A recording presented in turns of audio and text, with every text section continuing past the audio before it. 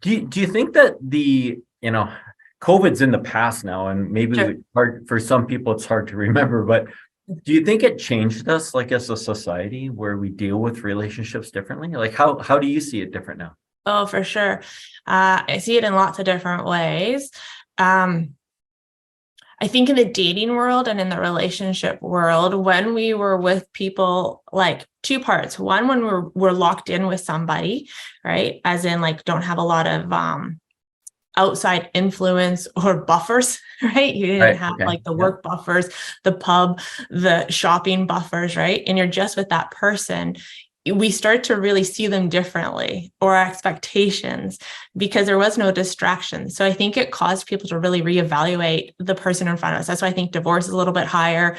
A lot of relationships had ended, or relationships got really strong, right? The two Yeah. extremes, because it required us to really see that person in front of us without the buffers, the distractions that were That's normally there. Yeah, that's very interesting. You know what's this is I took sociology in university, so that's my where my head sits. Yeah. But I think one thing that I've seen, which has kind of it's been this gradual evolution over time, has been that people are looking at their work relationships much more intensely than they did 30 years ago or 20 years ago, and I think it's evolving to where when someone gets hired into a business, they're maybe subconsciously treating that business as their new circle of friends. And when they get Mm-hmm. terminated or leave that business, they're seeing it almost at the same level as a divorce. And Mm-hmm. they've Mm-hmm. lost their friends, they've lost those Right. intense relationships. And maybe it's a new area for work for you where you're going to Yeah. have to evolve into how do I deal with a work breakup, not just a Sure. personal breakup, because they're in some ways kind of similar, which is weird, but Yeah.